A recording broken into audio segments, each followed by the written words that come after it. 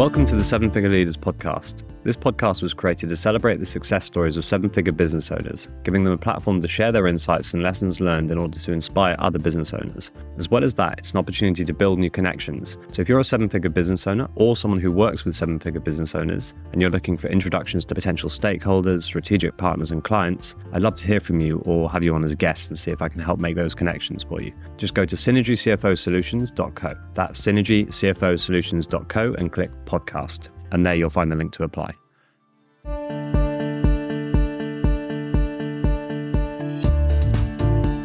Welcome. And today we've got Al Zucker. Welcome, Al. Hi, thank you for having me. Why don't you give us a little bit of an introduction as to who you are and what you do? Yeah, with pleasure. So I am a city lawyer. I spent 10 years in the city, originally working on upper mid-cap and large cap transactions. Before taking a bit of a change of direction, I spent 3 years as the general counsel and an executive committee member of a rapidly scaling VC-backed e-commerce business.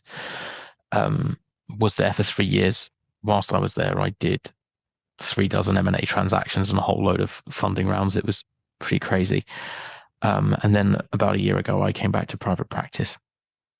I now split my time between working at a law firm, doing fractional general counsel work, and I also run my own serial acquirer where we acquire SME businesses in the manufacturing and engineering space. So those two things keep me pretty busy. Okay, brilliant. So why don't you elaborate a bit on kind of the type of work that you're doing at the moment and the types of businesses that you're working with and the problems that you're kind of solving for them? Sure. So I spend a lot of time these days working with either buyers of or sellers of SMEs who wish to transact. There is I guess there is an increasing number of aging owners, people who set up businesses when they were young, who are now no longer so young, baby boomers, who are looking to retire. And those people are looking to sell the businesses that they own sometimes to trade, sometimes to individuals, sometimes to private equity. And I'm working a lot with those sorts of businesses on those exit readiness plans. Sometimes I'm acting buy side, so for an acquirer. Sometimes I'm acting sell side for the business owner.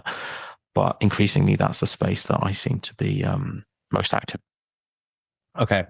And so obviously the audience of this podcast is mostly business owners, generally 1 to 15 million revenue range. So for anybody who's either looking to acquire another business or who's looking to sell their business, what are the main problems or the main places you see deals fall through or owners getting caught out in these transactions? Kind of tips that you'd have for business owners. Yeah, so there are a number of things that probably are worth touching on here. The first is that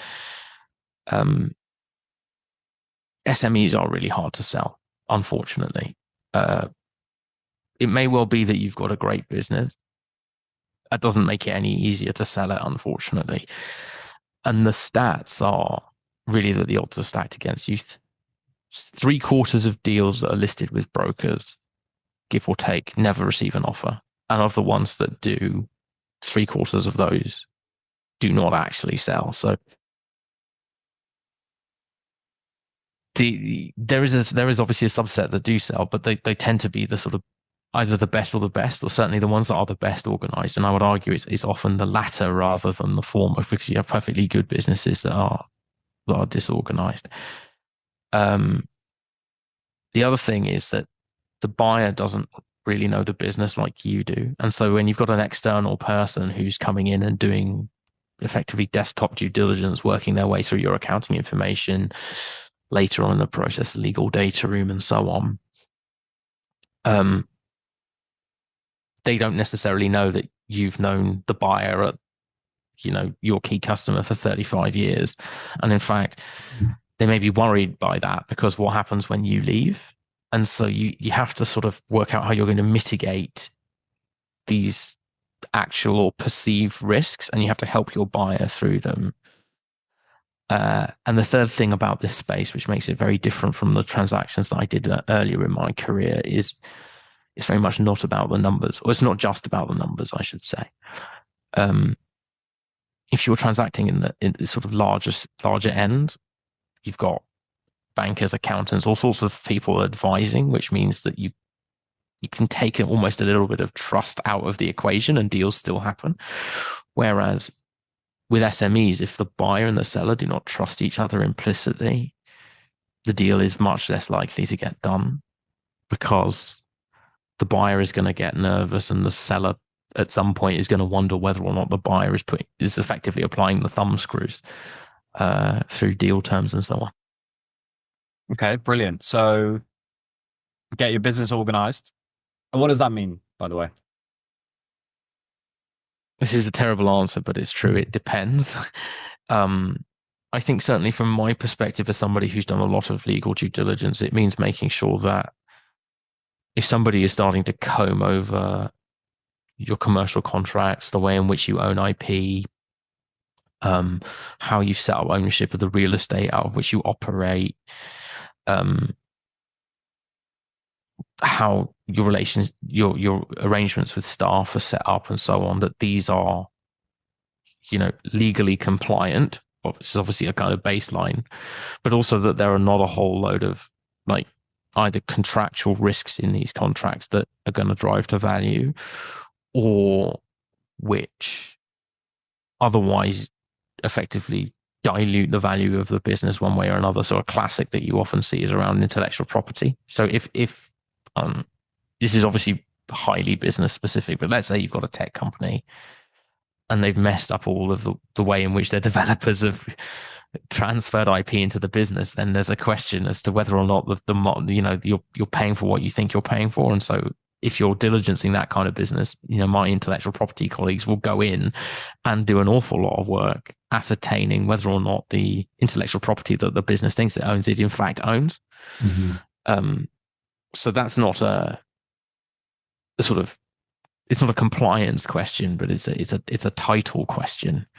And the same goes for property rich businesses. If you've got a lease with a load of like awful provisions around rent review or it's there's a high risk that the lease might not be reviewed, then again these are things that a buyer might look at and go, I'm going to have to think very carefully about how I price that in, if I do the deal at all. So really what it's about, I think from an exit preparedness perspective, if you're thinking about selling, is about getting out in front of these sorts of issues in the same way as in your world, I guess, as a CFO. It's about quality of reporting, consistency of, how, in terms of the cadence and the way in which it is done. It's about making sure that your accounts payable and accounts receivable are properly managed and that your balance sheet actually reflects the assets and liabilities. It's the legal equivalent of that. And it can take a little while to do. Yeah, and I think what it boils down to, whether it's from my side or your side, is actually risk mitigation. I think that's kind of the main thing. And then the other point you mentioned was trust between the buyer and the seller being a key factor as well. So then, from a legal perspective, what have you seen with deals that do go through? Kind of horror stories, where like say the seller doesn't get paid the full deferred consideration or that sort of thing because they weren't protected legally. And then legally, what can we do to make sure that those things don't happen? So my experience with earnouts is pretty good. But I still think they're high risk. It might just be worth explaining what an earnout is for people who might not know. So an earnout is essentially a performance related part of the consideration that is payable on a deal. So let's say you often use it to bridge a valuation gap. So somebody thinks that the business is going to fly, somebody else thinks it's going to sort of, trundle along. And so a way in which you can split the difference is to say, look, if the business is the rocket ship that you think it is, we'll pay you a bit extra. And if it isn't, then we won't. That all sounds fine in theory, but these sorts of processes are fraught with risk, or these sorts of arrangements are fraught with risk because there are a million and one ways to essentially manipulate the financial performance of a business if you are a disingenuous buyer to ensure that you do not pay the earnout. Now, when I was in my last role doing all these e-commerce M&A deals, every single one of them, I think maybe bar one, had an earnout. And we were scrupulous about paying them when they were due. So my experience of these, as I say, is pretty good because I was lucky enough to be able to put my foot down and say, look, if we're going to sign up to these things, you have to pay them, because reputationally, if we're seen to play games, then you're never going to get another earnout deal done. And actually, it's the right thing to do. If you've promised to pay somebody for performance, then you should pay them for performance. There are rafts of ways that you can deal with this in a sale and purchase agreement. The approach we used to take was maximal transparency, minimal protection. So the idea was, we said, look, we're not going to give you pages and pages and pages of like do's and don'ts. We won't do this, we won't do that, we will do the other. Instead, what we will do is every month you will get a statement that basically shows how you are tracking against your earnout, together with a narrative that explains why we think you are either on trend to hit it or not. And then you are welcome to basically feed into the process of working out how we can improve it if it needs improving. And my analysts in the investments team, each of them had a cluster of these that they looked after. And one of their jobs were at the beginning of each month was to send out, in the first week of each month, they sent out last month's statement. And it was just a little one pager. It was not complicated. And that, just to the trust point, generated a lot of trust with the sellers because they knew that we were being very transparent. So that is a solution. I'm not saying it is the solution. It's certainly one that I like because we made it work, and we made it work at scale. And even in the instances where we did not pay the earnout, of which there were several, there was never a dispute about that because there was an absolutely clear line of sight as to why the business had or had not performed, well, in this case, had not performed as hoped.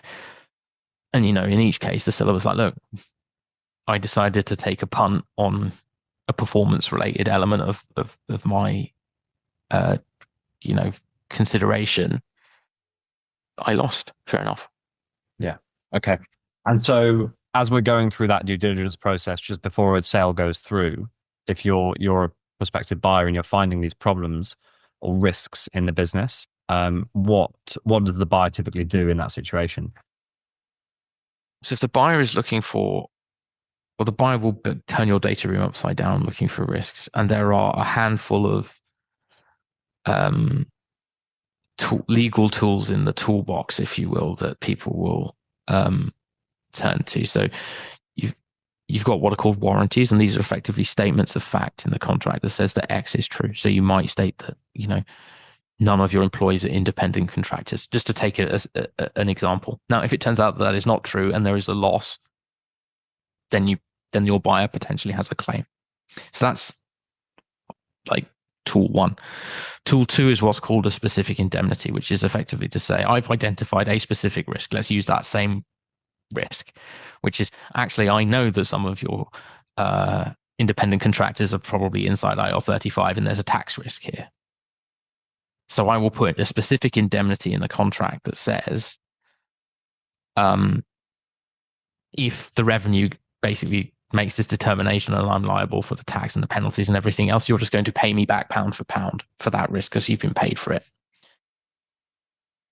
And those tend to come with like very few protections, but they tend to be very limited. So you find a handful of like deal breakers or near deal breakers, and those go into the specific indemnity bucket.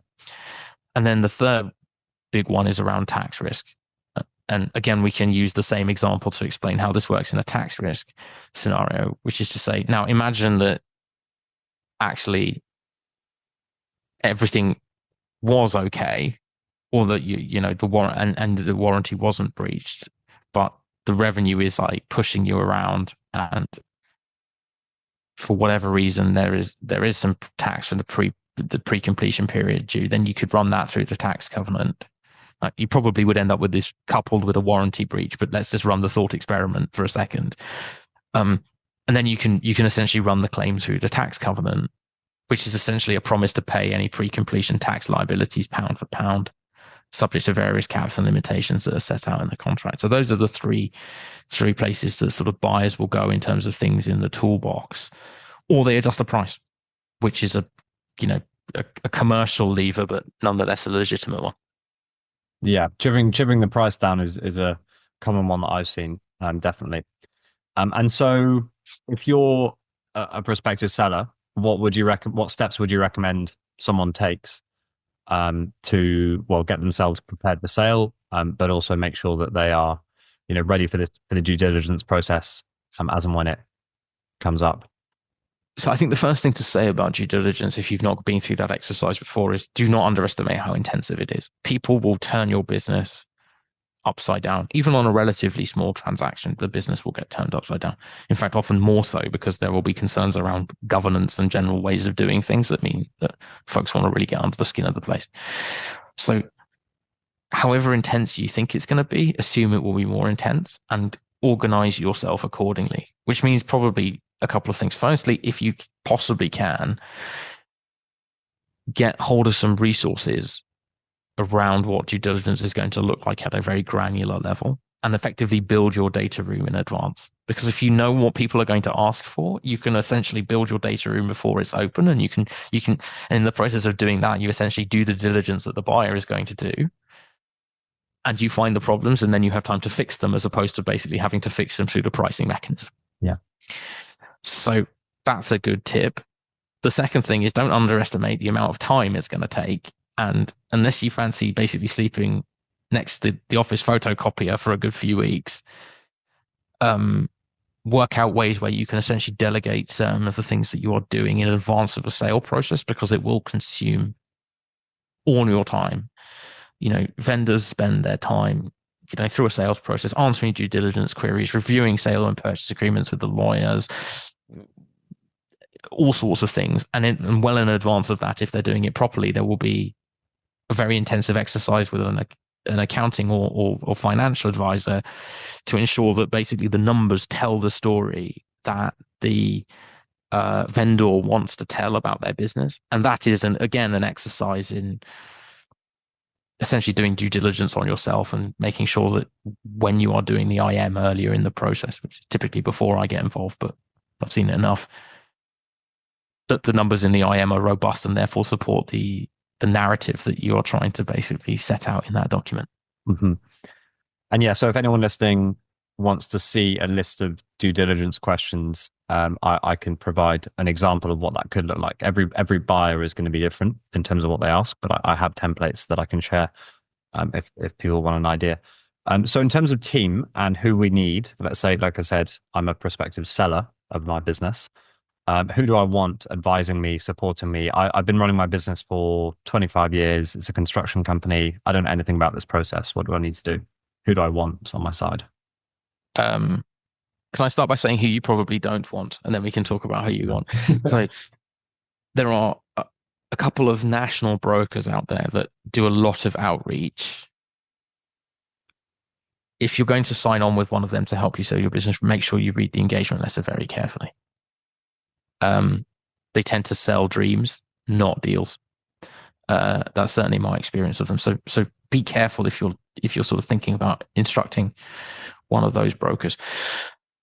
In terms of who you may or may not want, you probably want a financial advisor or a broker, somebody who can essentially help you tell the story that you want to tell, and then find you the buyer and hopefully negotiate the best possible price.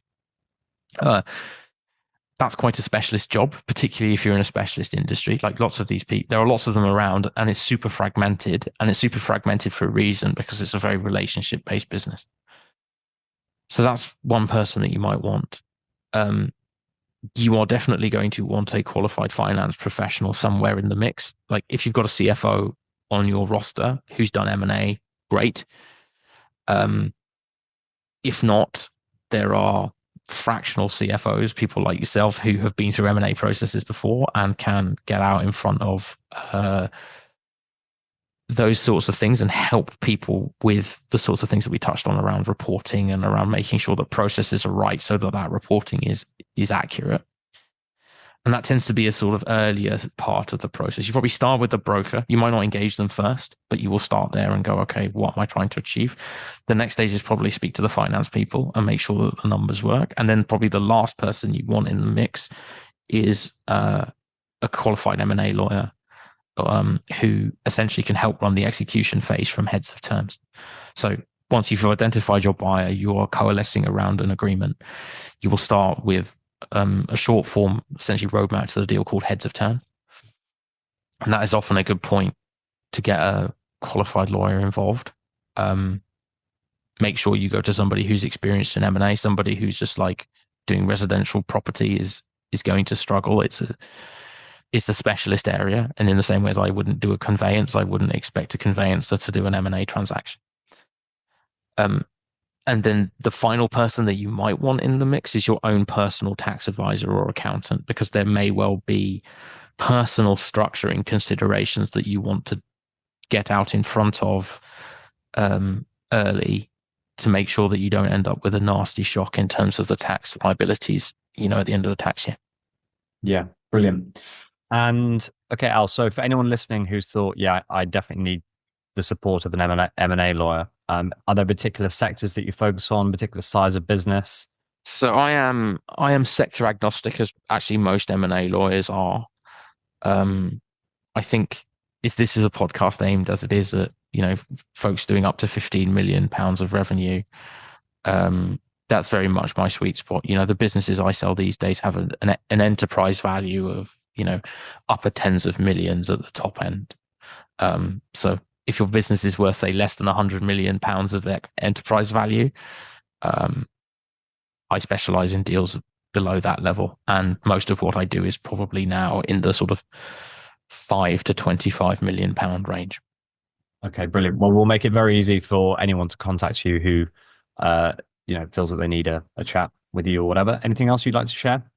No, this has been great. Thank you so much for having me. Great. Thank you for coming on, and all the best for this year. Cheers. Speak to you soon. Thanks for listening. As I mentioned at the beginning of the episode, this podcast was created to celebrate the success stories of seven-figure business owners, giving them a platform to share their insights and lessons learned in order to inspire other business owners. As well as that, it's an opportunity to build new connections. So if you're a seven-figure business owner or someone who works with seven-figure business owners and you're looking for introductions to potential stakeholders, strategic partners and clients, I'd love to hear from you or have you on as a guest and see if I can help make those connections for you. Just go to synergycfosolutions.co. That's synergycfosolutions.co and click podcast. On that page, you'll find the link to apply.